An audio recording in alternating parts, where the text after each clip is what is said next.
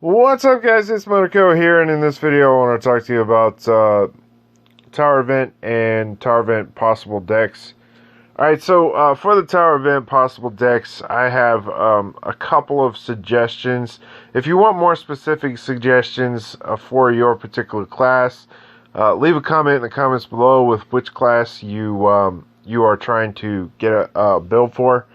The Tower Event is in 1 week, and I'm still playtesting quite a few different variations on decks. Here's a couple of ideas that I have so far. Please note the weapons. The weapons are very important. They are also part of the setup. If you don't have access to the weapons, then you could ask for suggestions for the weapons, or you could just use the default, whichever you think is best. And please keep in mind that these are suggestions and they are not based off of any knowledge or experience actually in the tower, and by no means are these going to be the best setups available. However, I'm going to try and keep you guys as competitive as possible, and hopefully a lot of you guys can get into the top 500 of the tower. Now, I will be making several videos during the Tower Event time when the tower comes out, so keep an eye on those, and I will give you updates as to what setups I'm using, what setups I believe are good. So definitely pay attention for future videos, guys. Alright, so what do we have going on here? Haste is an extremely powerful card in single player right now, guys. The main reason why 4-wall was such a good card last Tower Event was because of haste. It had really little to nothing to do with the damage off of 4-wall or the boost effect itself. As a matter of fact, one of the best, the quote best class used a reason I say quotations is because nobody was using samurai tank setup in the top 10, but just because nobody was using a samurai tank setup does not necessarily mean that the samurai tank setup was bad. As a matter of fact, it was very, very good. But anyways, I digress. So haste is one of the main reasons why the class was able to perform well, and not necessarily its damage, because Hunter has such low magic attack that damage doesn't matter, and it eventually became a survival type scenario. So given that, you could take that same haste mentality and even with the ghetto haste and spread it across all of your different classes, and I think a lot of different classes are going to have success for this tower, and this tower is going to be very, very competitive, especially because haste is so easy to get these days. A maxed out True Wing card is good enough to get you pretty damn far in the tower, I would say. So anyways, let's get into this. Assassin, I have Asmodeus, Bayako, Haste, and Artemis. This is a very, very powerful combination, guys. Now, the only bad thing about this is that Haste and Artemis are both redundant buffs for your ultimate, so you have to be very, very careful about when you use your ultimate. So just kind of keep that in mind. Also, note that I'm using Man-Eater X here. That's going to be a very good weapon for this.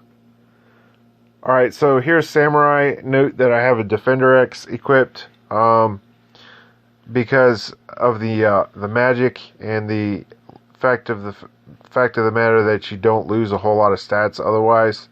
So that's why I have that weapon equipped. I have Curse to kind of reduce the damage of the boss and give you a little bit more longevity. And also Fat Chocobo Haste with a single target card of your choice.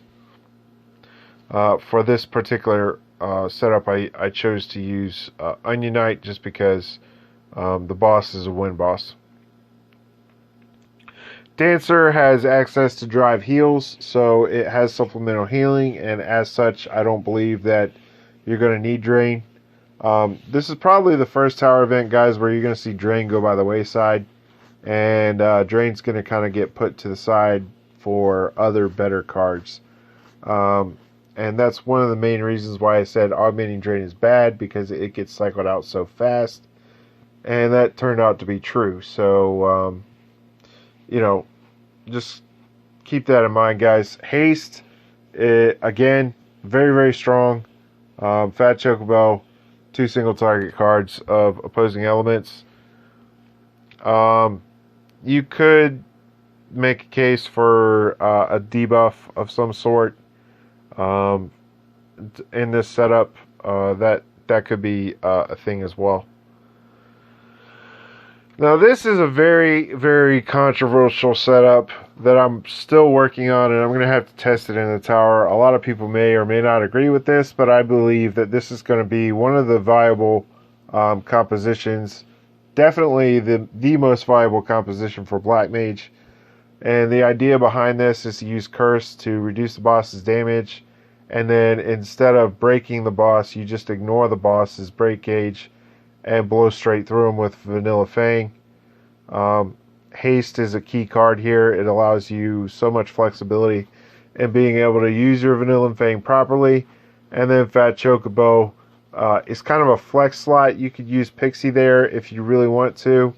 And I'm going to try that out as well. But Fat Chocobo gives you more consistency as of right now.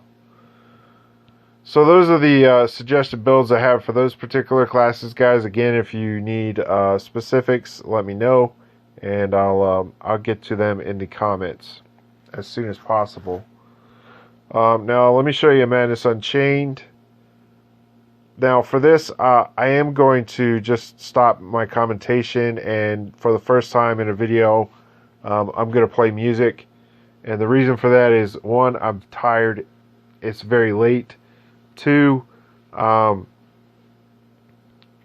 don't have a whole lot to add to what is being done in the fight. And three, I don't have a whole lot to add as far as the tower commentary, because of the fact that